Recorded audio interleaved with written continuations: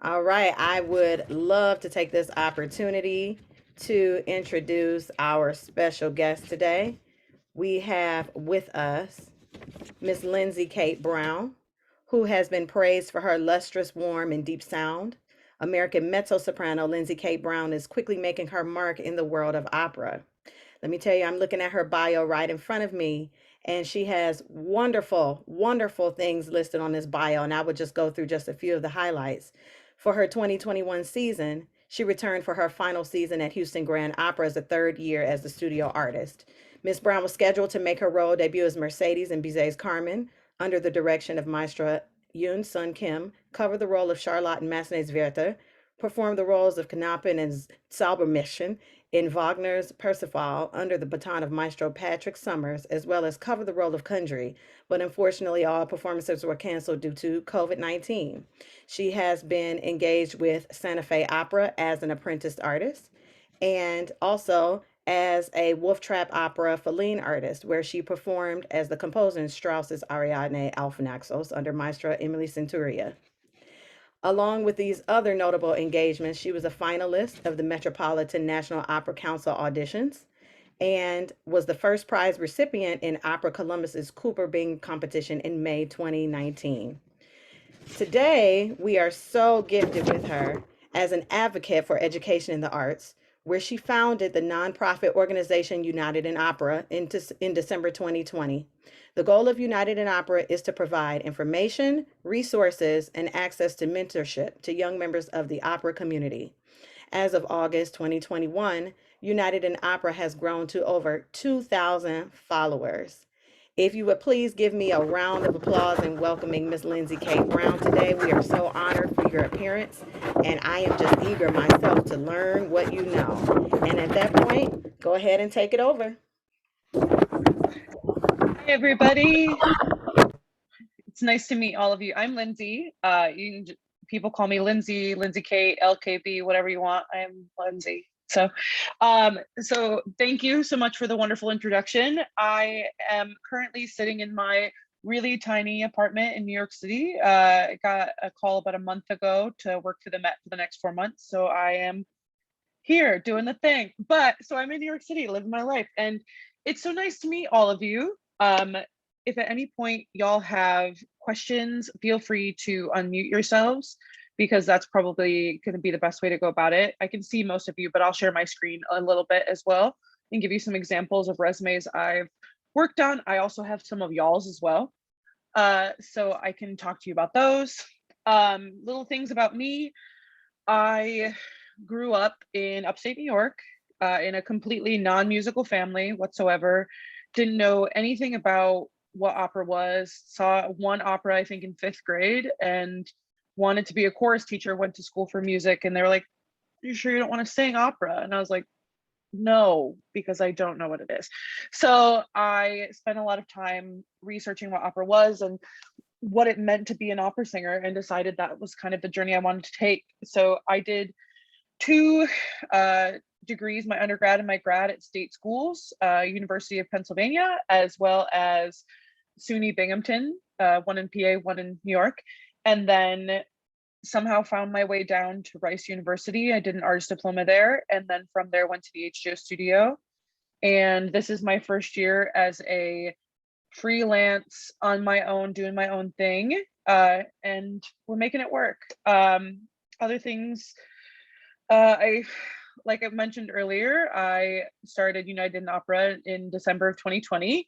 And my whole thing was that I was very fortunate to have lots of wonderful people who could help train me and help give me information that I honestly learned a bit too late, but I was happy to have those people, and I couldn't help but to not share that with people. So I wanted to start something where I could give information and access to resources for those who needed it. So United in Opera came to exist in December. And I think at this point now, we're probably about 2,600 people. So we're doing really big things and doing classes and informational sessions and everything we can do. And that's where this resume revamp, resume refresh, resume redo, whatever everybody calls it, that's where it kind of came from. Because I didn't know that a performance resume was a thing until I was in my master's degree. And I don't know if y'all have had similar experiences to that, or like, did anybody go into their undergrad knowing what a proper performance resume was? Okay, like a little bit? Okay. What about into grad school? Kind of what a proper performance resume was. Okay, great. I didn't learn. I went into grad school, did my first auditions in grad school, and they were like, what is this? And I was like, oh, well, it's my resume. And I was so used to creating education-based resumes because I wanted to be a teacher. So I was so used to that type of resume as opposed to a performance resume. And that's kind of where I was like, oh, there really is some differences. And I want to talk about those. First, like the importance of a performance resume, we all know, gives a snapshot of who you are and what types of music you sing, what types of music you're interested in. It shows your general training and level of ability. You know, somebody who is at undergrad, their resume is going to look slightly different from somebody who's in grad school, post grad, and then young professional. It acts as a calling card. You know, we don't do the business card thing really. So it's a way for people to contact you, especially if you're at the level where you don't have a website yet. Your contact info is on there. So that's the way that they can respond to you if they like what they hear in an audition. It also just, it's funny because it shows a little bit about your level of knowledge of the opera field as well, because it'll show, do you know the proper capitalization of operas? Do you know what different operas are called in different languages and how the roles are displayed in different languages? Does it show you just general cleanliness and organization of thought in your resume? Are you putting time and effort into what you do? And therefore that trait will then translate into what we do on stage, something that is organized and thoughtful. So I put a lot of stake and a lot of thought into my resumes, and I can show you examples as we go along. But things we have to include, of course, contact information in your name and your fach, your voice part. You're going to need a headshot or some photo. You're going to need your previous experience. So whether that is opera roles, scenes, concert work, a mix of all three, whatever you need. You're going to need your education and training, which could include degrees you have at schools. It can include summer programs. It could include year-long gaps, language programs, anything you want. I forget all the time that you can include like language training on your resume in the training section. You totally can. It's fine. No worries there. From there, your artistic affiliates, so your coaches, directors, your teachers, your conductors, those people that at the end of the day, if I'm Lindsay sitting on an audition panel and I'm looking at your resume and I see that you've worked with Maestro Summers, I can be like, oh, let me call Maestro Summers and see how Mia's doing. Let me ask about what their abilities and capabilities are. And so having those things is really important. Other things you can include awards and recognitions, and then special skills if you want to. I will show you a couple of different things. So I'm going to share my screen and I'm going to show you, there are a couple of different places and ways to make resumes.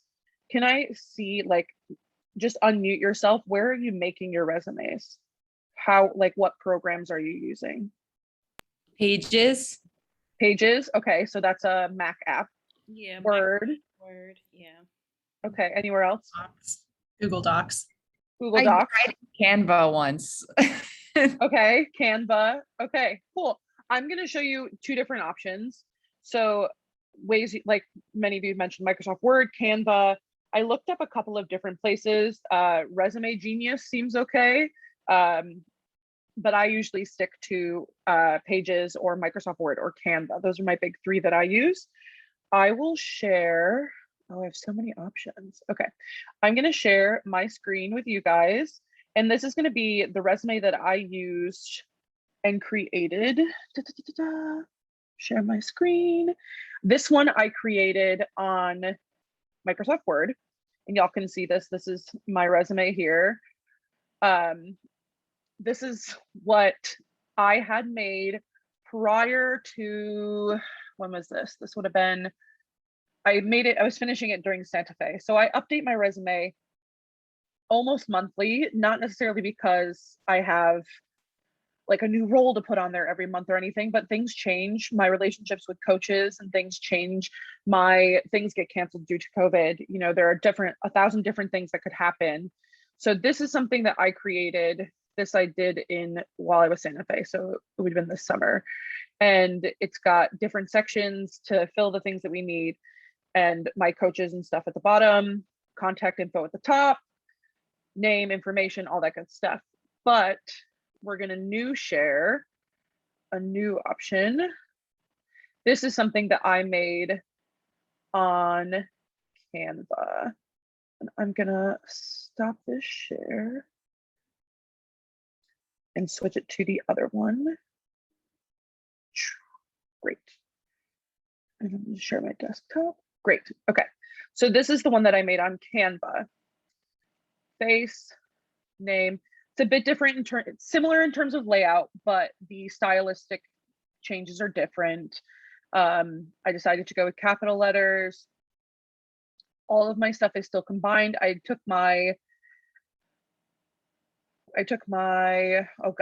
scenes and put them down here and put them in concert work, education and training, awards, and I took off my artistic affiliates. There will come a point in each one of your journeys where you will take those off, and we can talk about when that is. And then my management is on the bottom.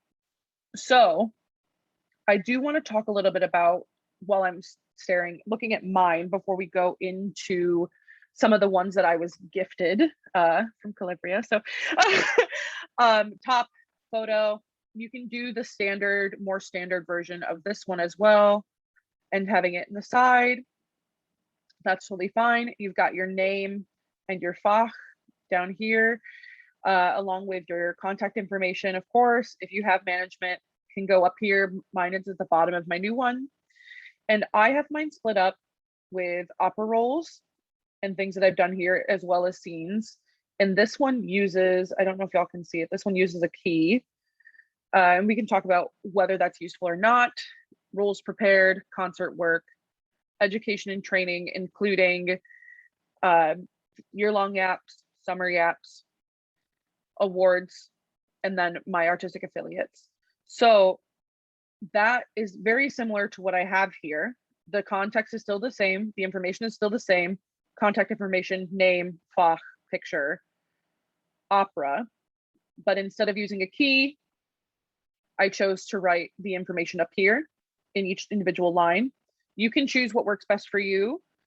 I've gotten flack from having a key before, because if you have too many different symbols, it's kind of hard to interpret which symbol goes for what. And then, like I mentioned before, my scenes are now my concert work, and then education training is the same, awards are the same, artistic affiliates are gone, and my management is here. I want to talk about little tips. I'm going to stop sharing the screen and come back to you.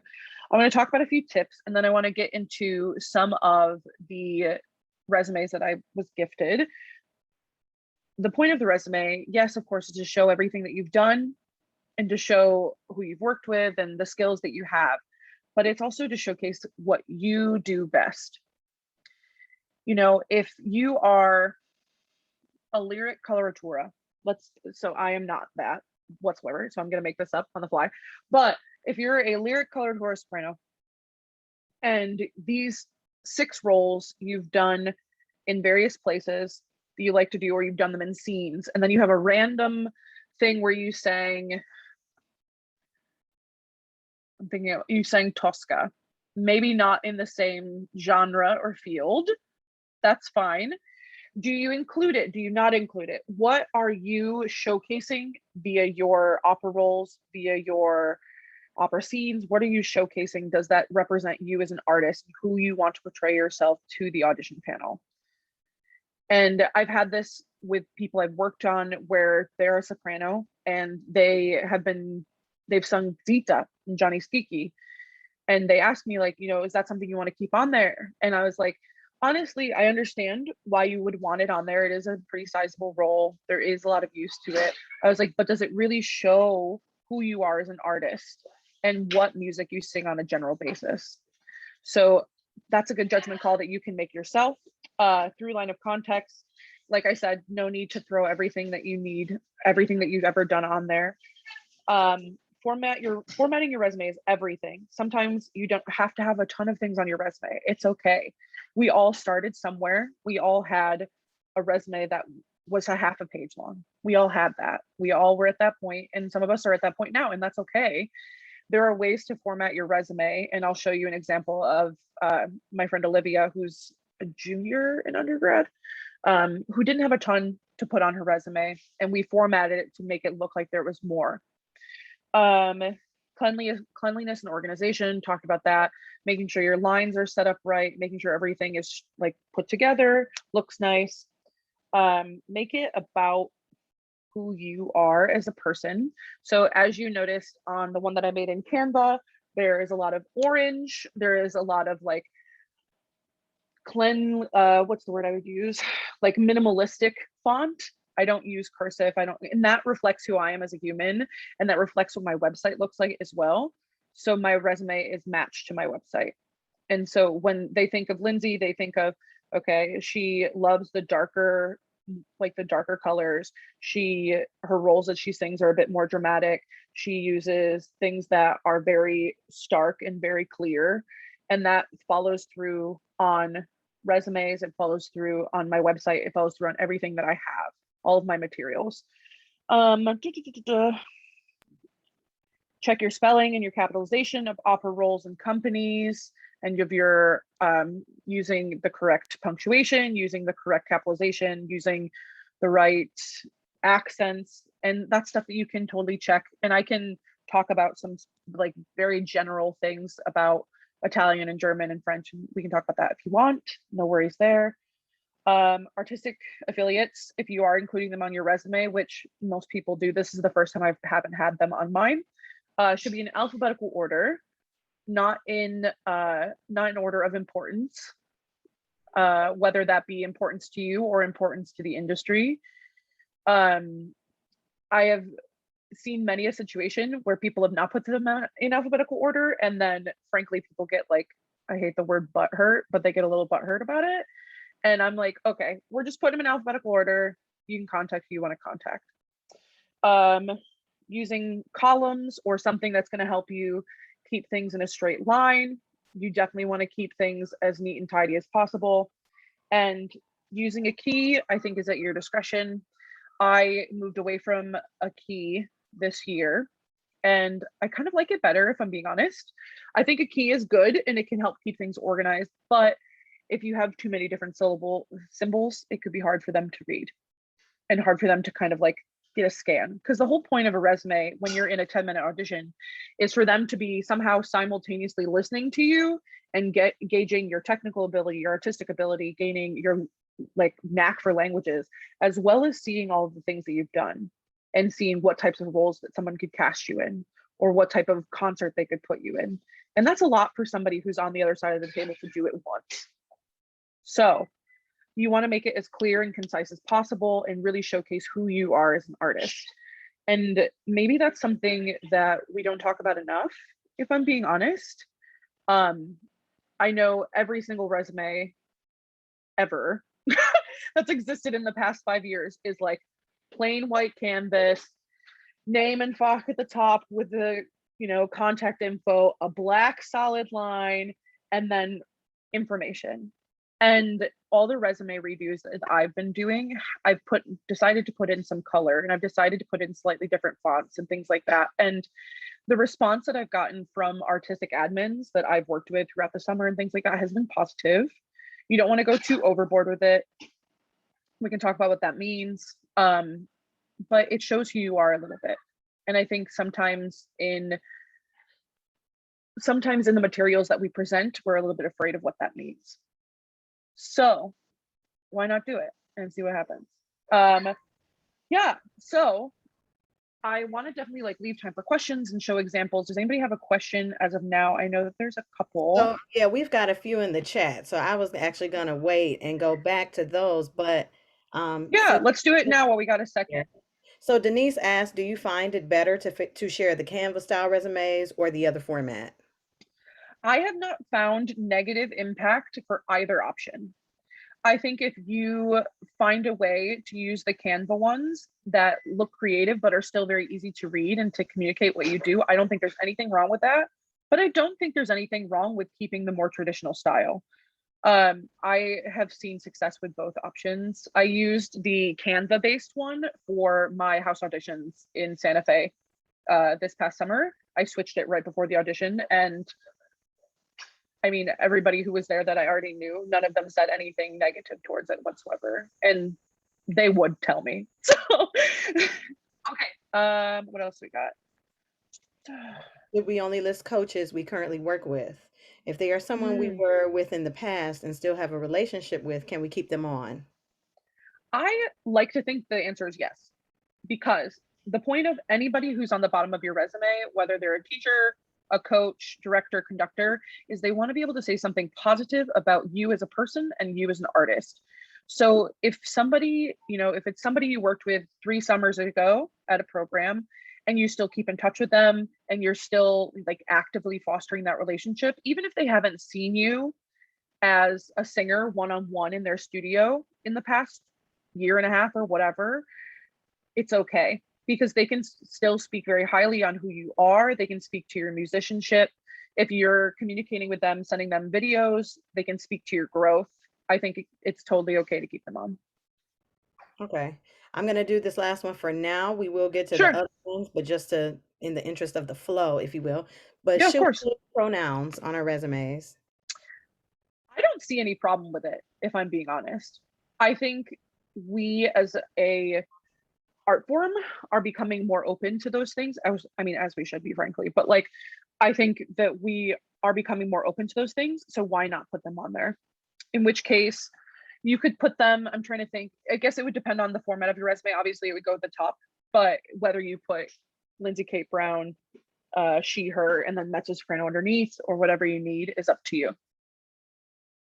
But great. We'll definitely do more questions. I do want to get to a couple of the resumes that I was gifted and talk to you about those. But I will also show you, I'm going to share my screen one more time. And I'm going to show you Canva, just for anybody who doesn't know what Canva looks like and hasn't used it. So I will show you briefly a couple of things that I've worked on. And this is my friend Dante. I did his resume recently. We're going to make it a little bit bigger. So Dante and we've known each other for a few years. He and I spoke very briefly about, what he likes, what he views himself to be as an artist. And we came up with this design together. This flows with how he is as a human. He loves pink. And so we did a nice pink that he would like. I tried not to do too much on the dark color simply for printing purposes in case anybody prints things. And it really it shows who he is as a person. Clean lines. I went with a nice little line here, did the different people that he works with, and this is his example of a resume. Other options are, we have so many options. I'm gonna refresh this page. Canva is having a meltdown. There it goes. Okay. Oh, I'll show you Olivia. That's a good one. So Olivia is a junior in undergrad. She is somebody I've worked with like a freshman in high school, and she doesn't have a ton of things on her resume. She has a couple of little ensemble roles as an opera role. She's got some partial roles as scenes, but in general doesn't have a ton. So I helped create this resume that is flowing on the one side, and it uses 2 lines for each individual project. So it fills the space a bit better, but still highlights, okay, this is the role we're looking at. This is the thing we're doing. And then contact information on the right. So it still utilizes the whole page, but sets it into a format that doesn't make it seem like she has half a page for her resume. And she, if I put it line by line, probably would have that much. And that's okay. Like I said, we all start somewhere, but hers, it flowed really nicely this way, and she uses it and has had nothing but positive responses, and it matches who she is as a person. I will show you one more. I'll show you Ethan's maybe. probably a good one. Okay. Ethan Vinson. I don't know if any of you know who this is. So these are like all the ones we've done. We've done 1,000,007, but Ethan Vincent is a baritone friend of mine. He is similar in terms of where he's at in the career as me. We worked on this together. He is a very neutral human, if that makes any sense. He loves neutral colors. He loves neutral fonts. And so we started working on this together and decided to make something with clean lines. This is his management company. His contact information is not on there. So we use a separate situation for him. But it still is very clean lined and it represents who he is as a person. I think if I were to go back and work on this, I would probably make this slightly bigger and then move this slightly over just so it was more in the center, just for my own like brain. But like I said before, not a ton of color all over, just because you have to be cognizant of anybody who prints anything. So just this like little bit of tan is not going to kill anybody. In the headshot, everybody would print anyway. So those are a couple of examples of Canva things, but Canva is super easy to use for anybody who hasn't used it. If I were to create a resume, you can use any of the bajillion options that they've already made and then make them however I want. So for anybody who needs help and decides that maybe this is something they want to use, just like send me a message, we can talk about it. Okay, let's go on to some of these. Okay, is Mia here by any chance? I'll feel weird if I talk about her. Yes, I am. Hi. Okay, hi. I just didn't want to speak about somebody as they're not here. So this is Mia's wonderful resume that I hope everybody can see. So Mia does a really, really good job with clean lines, keeping everything nice and even and organized. She decided to use a key, which you'll see with the different symbols here. I love and appreciate how organized this is.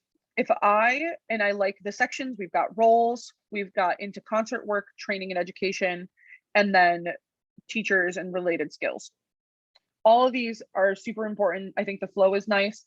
I think if I were to work on this with Mia, things I would touch would be, if we were going to use a key, I'd put the symbols on the end so that everything still lines up. I would figure out, this is because of this 2-line situation is because the title is very long. So I would probably figure out how to make it so we could make it all work together on one line and not get spaces. I love the consistency of the different programs in terms of like making sure they're all spelled correctly, making sure they line up well. And it looks like everything was written correctly in terms of, what's the word I'm looking for? In terms of spelling, with the exception of this cozy question mark, which is what I feel like when I sing that show. So I get it. But otherwise, I think it's really nice.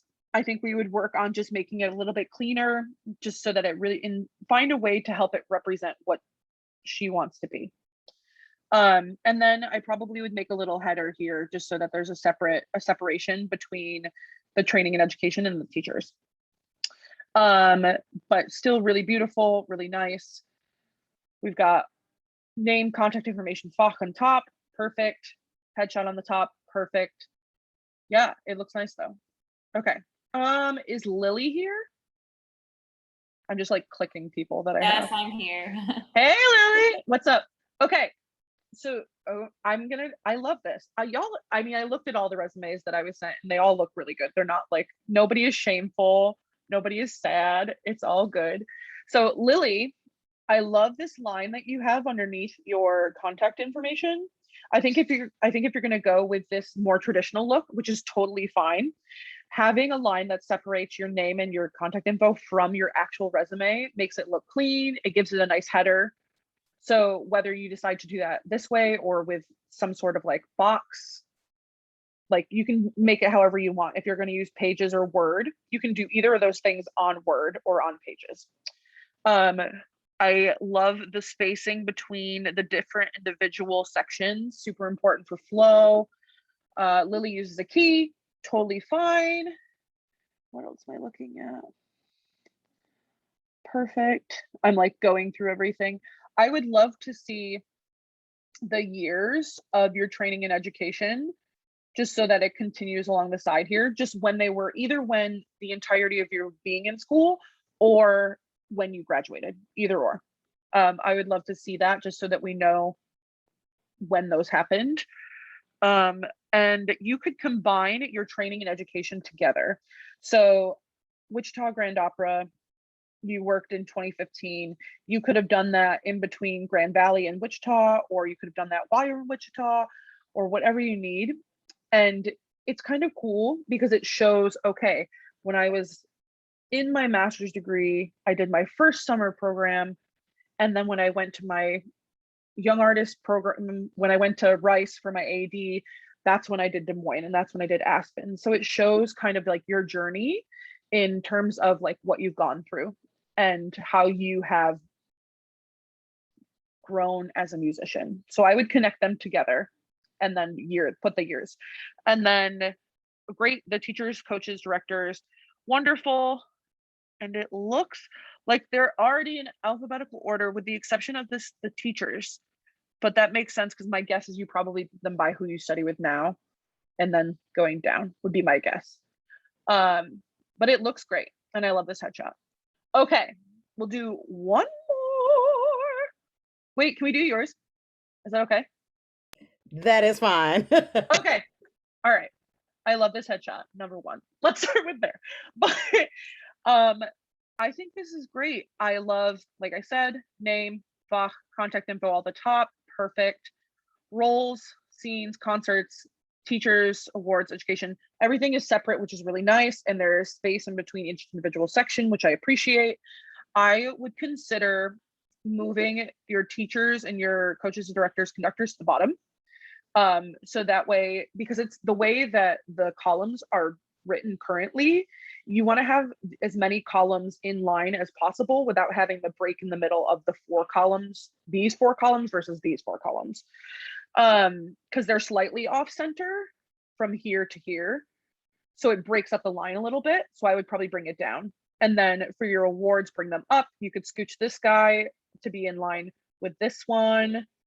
And then education and training, you can do the same thing where you can put it in different columns. I think that would really clean it up, just to make it, for the eye visually, a lot cleaner. I'm looking at everything. I think it's great that you keep all of these. WSU, that is, what school is that? Wayne State. I'm in Detroit. Yes, thank you. I appreciate that you have that on there. And if they're on here somewhere else, which they should be on your education, I'm assuming, you don't need to put the town that the different companies are in. There, I think people would be like, okay, Opera Moto, I know where that is. And if they don't, they can look it up, because frankly, we don't need to do all the work for them. So I think that's fine. And if, I mean, honestly, it gives them a little bit more to look into about you, if that makes sense. So if they were to say, okay, I don't know where Opera Moto is, okay, go look it up. And then they can be like, okay, like she's singing it, like she's doing things at a professional company. Awesome. And knowing more about you that way, and it forces them to learn more about you, which seems a little bit manipulative, but I don't care. So it's okay. It's fine. I do it all the time. I love this. This is looking good. I'm like double checking these things for like different spelling things. No, this is all good. Yeah, but overall, I love the cleanliness. I think it looks great. And if, again, you decide to go with the traditional style, I would add some sort of like line or a box or something, just to give yourself a proper header. So I think that would look nice. But yeah, so that's a lot of me talking, and I do have a few more examples, and we can talk about whatever you want. But are there more questions that we should just, like, anybody have any questions on the stuff that we covered here? Go for it. No, go ahead. Sorry, Khalifa. Yes, I have a question about the order of importance on the resumes of the categories. So Sure. should we list where's my question stuck? Okay. Should we list roles, scenes, concerts, awards, education, teachers, or roles, scenes, concerts, education, then awards, teachers? Like, is there a preferred?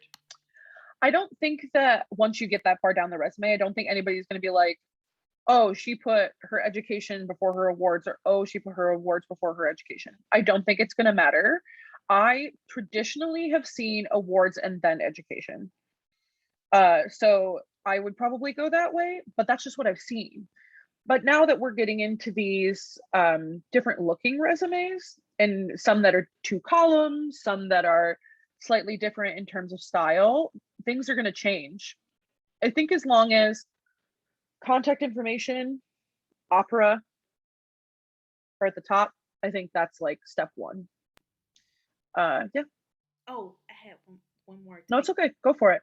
With the when we list our contact information, some people said it's good to not put the phone number because you don't just want anybody to have your number versus just having the email and a website. Or Sure. Do you have a website? I do, but it needs to be redone. Okay. Well, I have not had a problem with having my phone number on there. I mean, y'all can text me if you want now that you have it, I guess, but like it's fine. But like I have not had a problem with it. I think the only time I have heard of people having a problem with putting a phone number on anything is if you put it on your website like blankly, because then like scammers can search it through your website. But that's like a whole nother can of worms. And so you write it in a different way. So, or you make it as part of a little PDF file. And then that way people can't scan your website for your phone number. Fun. Yeah, of course. Fun bits of information that I learned. Okay, let me check these questions because there's a lot and I love it. I'm all about questions. Okay. Camera style, it's good. Okay. Should we only list coaches we work with? Should we list pronouns? We talked about that. How far back in experience is appropriate or inappropriate to include? That's a good question. And I think that's really individual to your journey and your artistry. Some people have gone through Fach changes, like from soprano to mezzo, from soprano to tenor, like anything, you know, and that's okay. And do you want to display that to show that, like, okay, while I was in my undergrad, I was a mezzo, but then during my master's, I found out I was a soprano and we worked through it. And now we're doing soprano roles. I think that's an okay narrative to tell. If you have experienced, as most of us have, a shortage of jobs because of COVID. Like if you want to put some of your older stuff on there that still represents what you want to sing, that's fine. I don't think there's any problem with that. I think mine goes as far back as, let me look. I think mine goes as far back as like, I have I have 2 things from 2016 and then everything is from there on. But it depends on how you want to display yourself. So it could really go any way you want it to. What else we got? Okay. What are some good different fonts? And how do you make a picture or banner that doesn't affect the text? I was told my resume was bad due to the banner I made affecting the shift of text. Oh, okay. So good different fonts. It depends. What I did, and this shows where my creativity and things like that comes from. I am a weird Pinterest person. I Pinterest a lot of things. And you can go on there and just type up like font collections and it'll show you fonts that work well together. Or you can just mess around and look and see, you know, like I'm on Microsoft Word and say, okay, this looks really nice next to this. This is good for a header. This cursive would be cool for my name, but I don't want to write my whole entire resume in cursive because it would be hard to read. So that's how I would go about that. And then to make a picture or banner that doesn't affect the text, what I would do is I would make it in a separate document or make it as part of your header. You can create a header, at least on Microsoft Word, you can create a header and then create everything in there to create the border of the banner. Or you could create a separate document and then turn that document into a PNG, a picture file, and then you can add that into your Microsoft Word document, and you can just place it wherever you want. So you can do it either way. And if you're working on Canva, it won't mess anything up. You can just do whatever you want. What if you had some time off singing roles and performing? Does that look better on a resume? No, I refuse to believe that it does, if I'm being honest.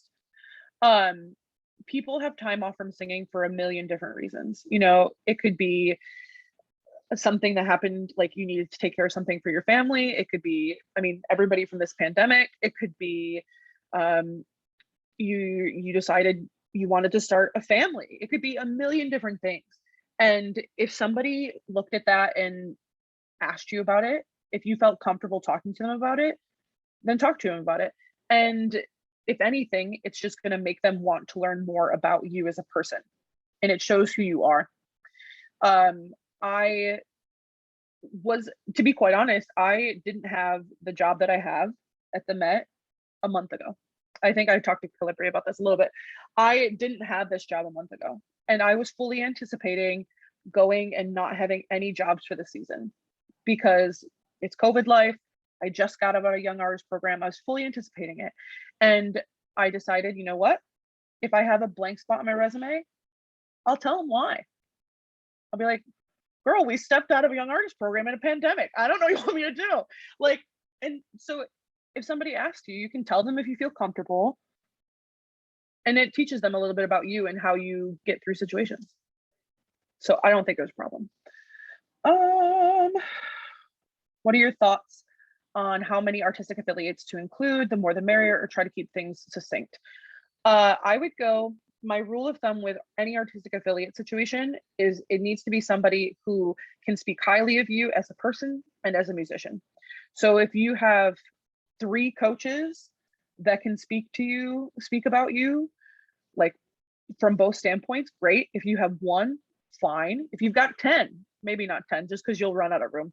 But like, I would say maybe like no more than 6. And if you start doing the horizontal version, then that's cool. And you can probably put a couple more of each person on there instead of doing the vertical lines. But I think as long as they can speak to who you are as a person and how you are as a musician, it doesn't matter. What font do you use in both of your resumes? Oh, that's a good question. I don't know if I know the answer to that. I sat one day and looked at my website and then went to Canva and then was trying to match them up in terms of font.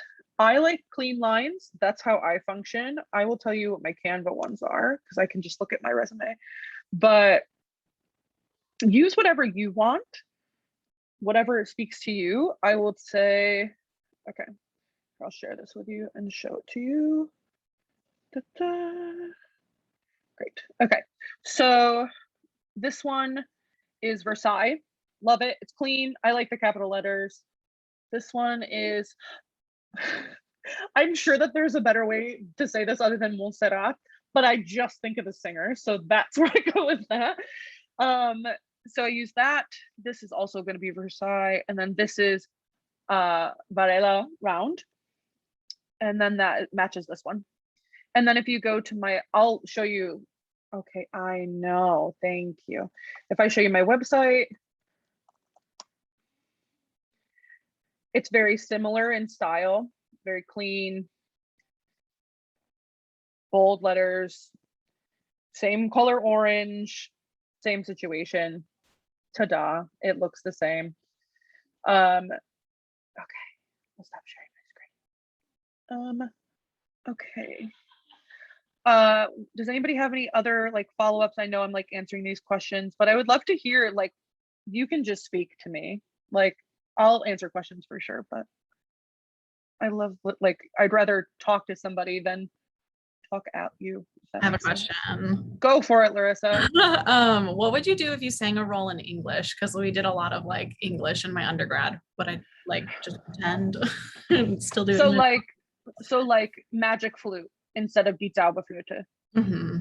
Okay. So you would put the English version of the title, and then you would put the English version of the role. So Die Zauberflöte is a great example. Instead of Die Zauberflöte, you would put the magic flute, and instead of Zweite Dame, you would put second lady. Okay. And that's okay. Yeah, of course. That's the best way. And that happens a lot, especially at young, like undergrads and grad schools. There's a lot of things being done in English. And then like OTSL, everything they do is in English. So you got to write it in there sometime. Okay, anything else? Anybody else have questions? Yeah, sorry, I don't want What's to up, jump Kay? the gun about all the ones that everybody typed in the chat, but No, you're fine. so I'm doing what both. would you recommend doing with either roles prepared outside of a production experience? Because I have a number of those, but then when I put those on my resume, then I get blank space. So like, would it make sense to combine those with like partial roles done? But then again, those have organizations affiliated with them. So Right. I'm just trying to think of like the best way to streamline that. Are these roles that you, like they're roles that you've learned on your own Yes. that you feel confident enough to prepare, like to be able to sing? Yes.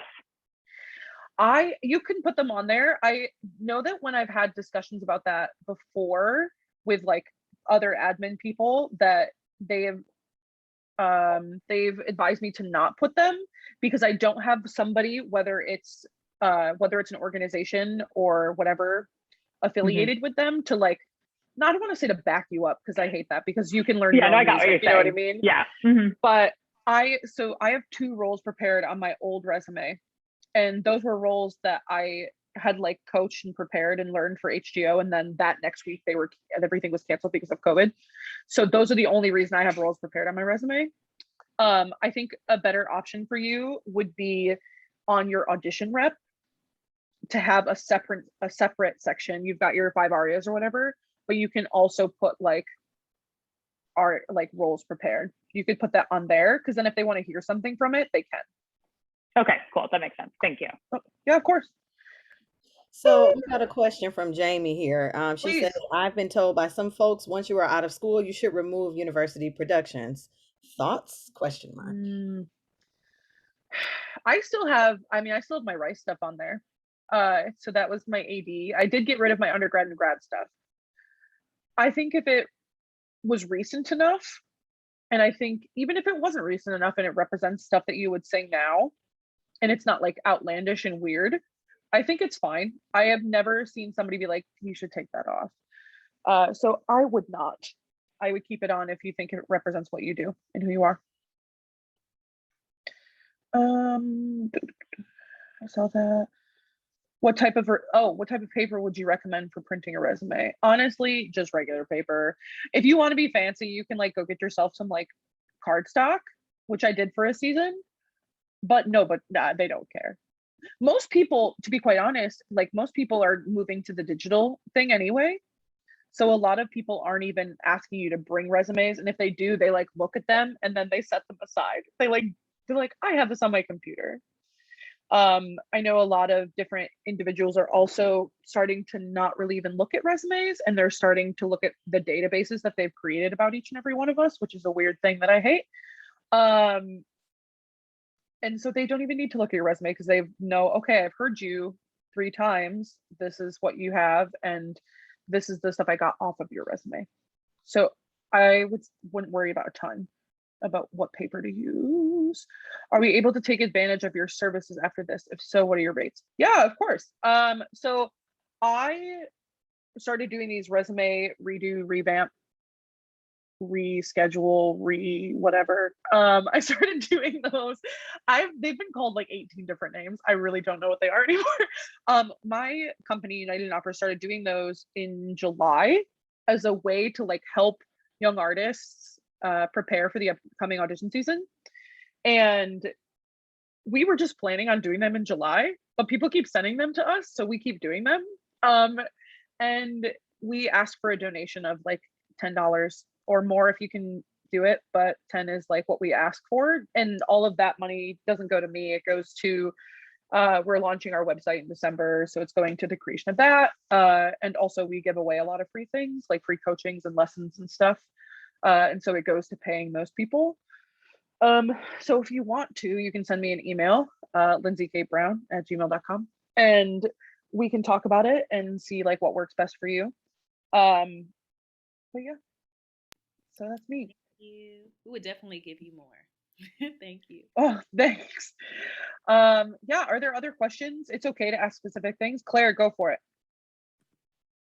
Hi. Hi. So, on my resume, I have some roles that from school that from my master's that are not really what I should sing and what I do sing.